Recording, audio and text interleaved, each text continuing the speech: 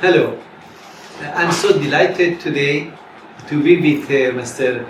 Vivek Sawant, the Managing Director of MKCL for many, many years, and now the Chief Mentor of MKCL. And he does not need any introduction. You go to any part of the country, any state, and across the country to other places, you know MKCL, you know Mr. Vivek Sawant. It's always a pleasure to be with him and to listen to his wonderful words of wisdom and experience. The topic that we have requested Sawant sir to enlighten us today is about technology in educational design, delivery and evaluation. These are the three very, very important aspects of any curriculum. And now with the new emphasis by National Education Policy and by other main players and policy makers in higher education, we are really moving more towards technology now and in the coming years. Therefore, how much of technology, how of technology, why of technology, these are the things that really occupy our mind, and we want to find some crisp, beautiful, clear-cut answers to them. So that's why here we have Sawant sir, who has been with technology for so many years, and he has in fact been a pioneer in running courses for hundreds of thousands of students online. And to my knowledge, nobody else has done it. So Sawant sir, thank you so much for accepting our request to be here today. Yes. Would you like to please throw some light first on how technology can be useful in educational design? Yes. The design considerations in education are many. First important thing is that we want to bring the education of universal human values to millions. We want to bring that education with world-class quality. We want it at very affordable cost. We want it to start as early as possible. We also want to give it anywhere, anytime. And we want to still give it a deep personal touch. So there are design consideration wise, there are 6 simultaneous challenges. First is bigger, second is better, third is cheaper, fourth is faster, fifth is wider, and sixth is deeper. If you want to solve these 6 challenges simultaneously, then you have to deploy technology right from design of the educational experience. Because now the people who contribute to creating educational experiences in terms of content, in terms of assessment, they sit across the globe and their collaboration is required. For example, subject matter expert may be somewhere, the experienced designer may be somewhere, the navigation designer may be elsewhere, the instructional designer may be elsewhere, the content developer may be somewhere else, the quality assessor may be elsewhere, the voiceover artist may be somewhere else, those who are giving the effects, special effects, visual effects or animation effects are somewhere else, those who are experts in language and articulation are somewhere else. It is very difficult to bring all these experts under one roof in the changing circumstances. So in order to tap the best of the expertise anywhere in the world while designing the content, you must involve technology, and these players should play on a universal technological platform. Then it becomes easier to solve those 6 simultaneous challenges. So that's why information technology.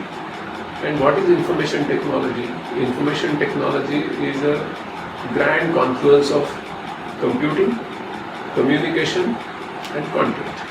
It is information. When these 3 things come together, you get what is called as information technology. Therefore, it is necessary to involve technology in design of the educational experiences.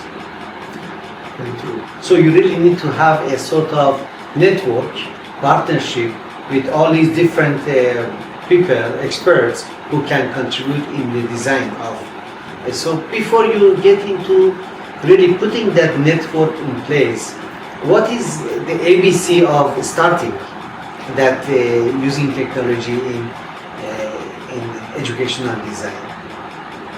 The first thing is that you should have what is called as the content factory in place.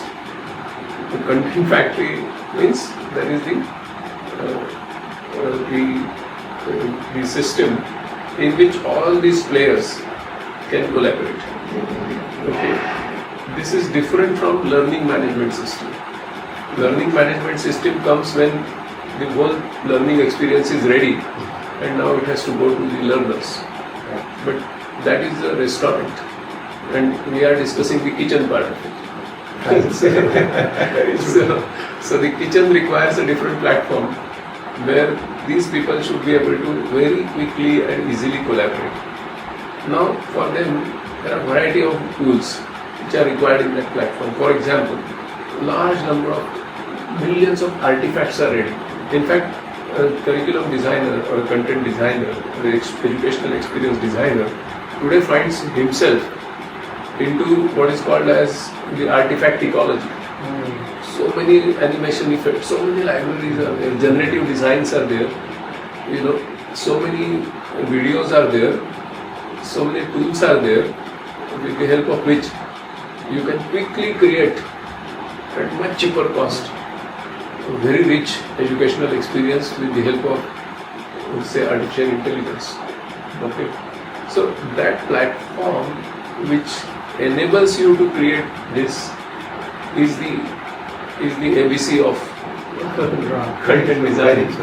Content design. And previously, this was more of instructional design. I won't say that instructional design has died, but what has largely occupied that space is experience design. Okay. And that is where the new technologies come in, where the learner should be given almost real life experiences in a virtual space. Okay. Very true. So that platform which allows you to do this is the ABC of Absolutely. online content design. Yes. Now, particularly And when this community yes, finds themselves on cloud. right, They are on cloud. they are on cloud. Yes, Okay, like there are cloud kitchens. yes. Now, very trendy. Similarly, there are cloud content kitchens. Yes. And you can, Well, very interesting. Now, how far the learners, especially if the learners are adult learners, the kind of audience that the Bahá'í Academy has, their college students, teachers, how far these adult learners should be involved or can be involved in the educational design? Because we know it's important that they have to be there. But then, how do we do it? Considering the availability of technology and the present scenario where really most of them are able to handle technology. yes, it's very, very interesting and very important, most pertinent question. See, the first and the foremost thing in andragogy, the pedagogy of adults, is that adults learn only if they are part of planning of learning. Adults learn only if they are part of planning of the assessment. Adults learn only if they relate to the sharp sense of purpose for which they are learning.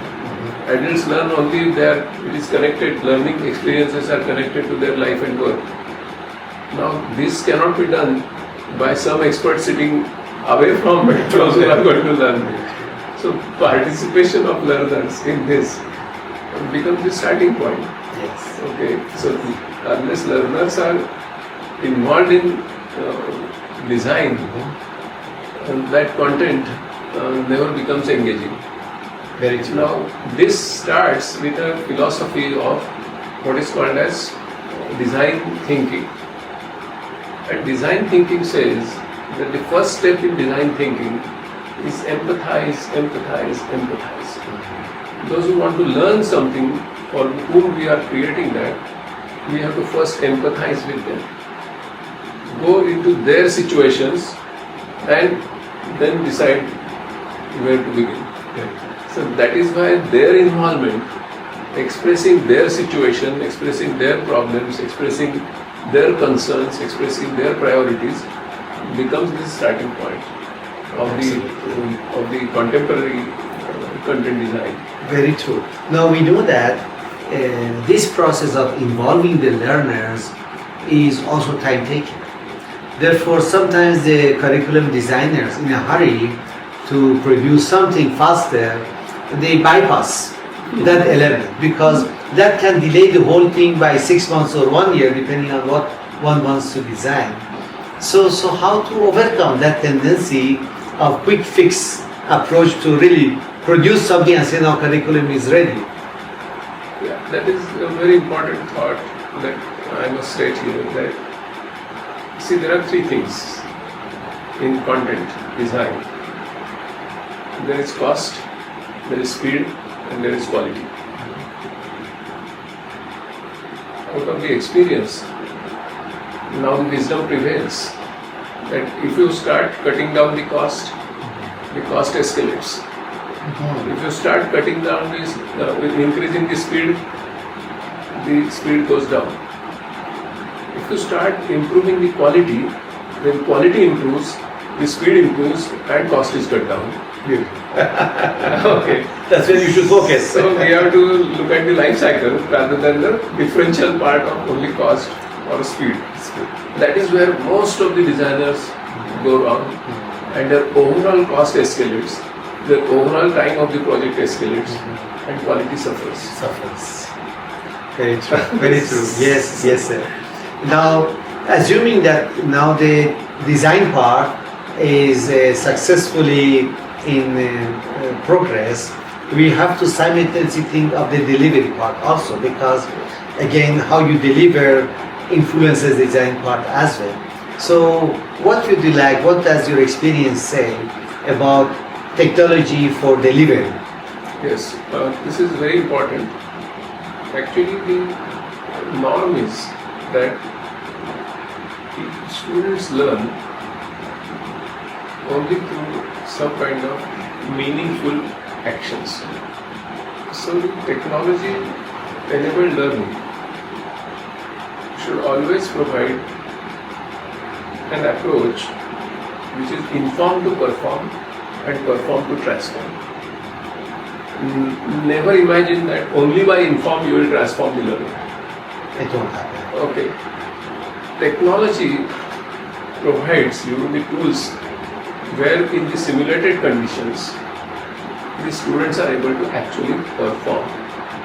Okay. So the learning experiences that are designed in the content design phase and development phase are such that the students actually perform. There is a very beautiful definition Peter Drucker has made of knowledge. Drucker says that knowledge is information in action, meaning thereby that if you want to gain the knowledge of swimming, then the information about swimming has to be put into action in the swimming pool. Only you get the knowledge of swimming. Otherwise, you get information about swimming, which is good for nothing. When you actually start swimming, you die. You can't swim virtually. Yes, you can't swim virtually. Or the same is with bicycle riding, and same is with any process of acquisition of knowledge. So, And that is the beauty of technology, that it creates virtual space in which you can actually immerse yourself and take that experience. Okay, you can be inside an aircraft, you can be inside a spaceship, or you can be inside the blood circulatory system in the heart and experience. Okay. So you mean, sir, to say that really, if you have to learn cycling, you can still do it virtually? The skills? No, that is not the thing. That is a physical space. What I am saying is that the discussion, the subjects in which you can never take experiences, you can virtually take experiences. The situations in which you can actually take experiences, you must take. Bicycle, you should actually ride a bicycle. Swimming pool, you should get into swimming pool. You cannot enter the brain of the human being. There you should traverse the brain to virtual space, or you can traverse the blood circulation system, cardiovascular system, to virtual experience. You cannot get real experience because of the sheer size of your body. Or you cannot get into spaceship every day. Very costly. Sure. So, but even those things which are intangible in your physical space experiences are costlier for that virtual space experiences. Beautiful. You cannot go to Mars and experience gravitation of Mars. There you have to go virtual. But you must experience whether you feel lighter or heavier as compared to Earth when you go to some other planet. Really, this is a very beautiful point that you have brought up, sir, that when very often the tendency is that you use technology only to pass information, and that is the sad part, that very often the teachers are happy delivering the same lecture that they gave in the classroom online, and they think now it is done online using technology. But now you are really giving a different dimension, that it's not for passing information alone, but to creating that experience, performance that the technology can provide. Much cheaper. Much cheaper. So that is where really in the curriculum design we have to consider that what is it that can be done by using technology, and then what is it that still they have to do in real life and go and do and learn it. So that type of ability the curriculum designers should have to identify what can be done virtually. So of course in that connection, then they really require to have more in-depth experience, understanding, or at least access to expertise of technology in curriculum design, isn't so? Yes. Because if they have not done it, they would not know that this experience can be given through technology. Yes, that's why a good experienced designer must know the contemporary tools and cutting edge tools which are accessible to him to create experiences. Very true. So he should not, actually ideally speaking, he should create some situation and allow the student to explore and derive information. So it can be even performed to inform. Yeah, you start doing something, and see what happens, and see if you can gain something out of it. Okay, so that can also be a very exploratory approach to learning experience design. Like for example, when you get into a game, you start playing it. Nobody gives you lectures on game. You start playing it, and while playing you learn, then you get expertise, then you get into a professional level, you build your score. So nothing wrong with it. Absolutely right. Or if you are given some parts of a system, and the system that the e-learning platform says that now you assemble some kind of chemical factory out of it. Let him try. At the most, what will happen? The boiler will burst. But that is inside the virtual space, no Yeah. problem. Nothing will happen. Or the acid will splash. Yeah. But he will learn out of that. Okay. True, true. So he will assemble a factory all by himself. Or he will build a smart city all by himself. Like what is the waste management, what is the traffic management, and things like that. So he will build. There is constructivist approach to e-learning rather than the instructivist approach. Very true, very true. And So, out of that, either of the two things will happen. He will succeed in creating something, or he will learn how to create it. Sure, yes, very true. So really, at the level of curriculum design, irrespective of what the subject is, a technology expert is necessary to tell you what can be done using technology that will make it more effective. I think this is really, really very important. For example, if the students have to, say, practically promote, say, gender equality Yes. in their own extended families. Yes. Now, if you want them to learn to do, well, there is no substitute in actually going and doing it. But I think technology and virtual experiences can give them some virtual situation where they can try what they are going to do in real life and learn from that.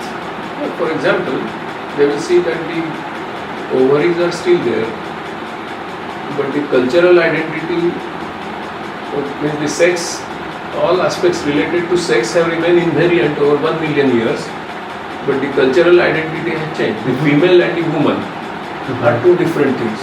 This he can experience by himself. That, oh my God, I explore in history and I find that women were the private property to be sold and bought. And now culturally, the womanhood has been redefined. So now they have become equal partners. They can become prime ministers, elected representatives, they become CEOs. But their ovaries have remained same. The testosterone has remained same. Okay, their time for delivery of a baby has remained same. The pregnancy and the menstrual cycles, everything has remained same. But mankind has progressed towards gender equality. This they can explore in history and in physiology, simultaneously in history. Once you start exploring, you will get this picture in front of you. You don't have to tell this story upfront. Then you know, oh my God, Very true. this is the thing. And they discover the difference between sex and the gender, and they discover that gender is a cultural entity which can change over a period of time. Sure. Can golf. Like marital rape laws. Where are they? In which countries there are laws for marital rape as an offence? Which countries there are not? So to that extent, those countries are yet to progress culturally. Very true. This goes. Yes, right. Now suppose we have successfully designed and we have successfully been able to visualize how the delivery will be, but then comes to question of assessment. Now in the real situations, well, there are things that the students can do. You ask them to go to the lab, perform experiment, or go to the community, carry out a project, and you are able to assess them. Well, knowledge part of it, okay, even you conduct an examination, you can do it the same thing on the, virtually also online. But then what about those lab experiments? What about those community experiments that suppose can count towards assessment of that student? So the courses which are given purely online, how do you overcome this limitation of inability to really perform those practical things that you as an assessor can check whether the learner has learned it or not? See, we have to first remove this misconception, utter misconception, that everything has to be done online. Like we had utter misconception that everything has to be done physically. Very true. Okay. Yes. The proponents of physical school were opposing online. Sure. The same mistake online proposers of online school should not do. Yes. Go to extremes. So go to extremes. What we have to have is a judicious, economical Practical. combination of the two spaces. Very true. Either space is not to be used at the exclusion of the other. Either space should not be used as a supplementary to the other. Either of them should be used as a complementary to the other. The strengths of the physical space have to be utilized and the strengths of the online space have to be utilized. And their judicious combination has to be, that is the science and art of new age learning. Beautiful. Okay, we should not get into wrong Dichotomy of either this or Absolutely that. not. It is Absolutely It is not. Means, see, the things like touch, you cannot create here. There are no tactile senses here. Why waste time in doing that? That's not correct. So these are common misconceptions among the designers, among those who expect some magic out of technology. These are misconceptions. See, climbing a hill is an experience. You have to take it physically. That's not correct. Those experiences which you cannot take physically, here is at least some model of reality where you can do it. For example, you have to design a vaccine. So if you do it in vitro, in the lab actually, you will have to perform hundreds and hundreds of experiments. And you will still not create a vaccine, which happened in the past. Sure. Now what happened? In 2020, after the coronavirus came, people completely exploited the in silico virtual space in which thousands of experiments were done, and then the experiments which should be physically done were shortlisted, and only those many experiments were done in laboratory. So much of wastage was saved. So much of time was saved, and that's why you got the vaccine in 1 year. This is the judicious combination of virtual space and the physical space. So no imbalance. Wonderful, wonderful. And another thing in assessment is that, see, first of all, every teacher wants to know whether the basic content has been correctly understood. That is necessary. What can be done with the help of technology, which cannot be done in physical place, is that the teacher should give his learning experience to the students before he gets into lecture. So they have all gone through that. Now he comes, everybody has a smartphone in their hands, and he puts a question here. The same question appears in their mobile phone, smartphone. And there they should answer it. Say ABCD. Let's say a simple case of multiple choice single pair. There are many assessment tools, not just this one, but for the sake of simplicity. So every student gets that question. As soon as the question comes on this mobile phone, the phone vibrates. So this student comes to, oh, question is. Now, you answer A, I answer B, somebody answers C, somebody answers D. The teacher says, click submit. Now nobody can change the answer. Immediately on the screen, the graph is plotted. How many gave A, how many gave B, how many gave C, how many gave D. Suppose correct answer was B. And let's imagine that nobody has given B. Teacher understands instantly that remedial coaching is required. Because whatever experience I gave, it was not enough. Another thing, how technology helps. Now this in real life classroom is impossible. Because if teacher has to collect those answers and then plot a graph, the whole hour goes. The whole hour goes.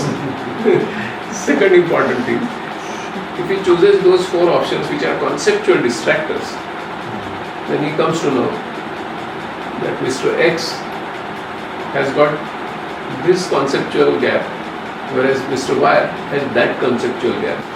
Well, Mr. Vivek Sawant, sir, this was beautiful. This was beautiful. You could really throw so much light about educational design, what are the aspects of them, what are the challenges of them, how technological experts should play a role in the design part of it, and then comes also involvement of the learners in the design part of it, although it may slow down the process of designing, but it's going to be something related to them because quality and pedagogy defines it. And then you also spoke about the delivery part of it, and then we went to assessment and how technology can make assessment, and how assessment should not be only technologically based, but also where there is limitation, we have to do it in real life.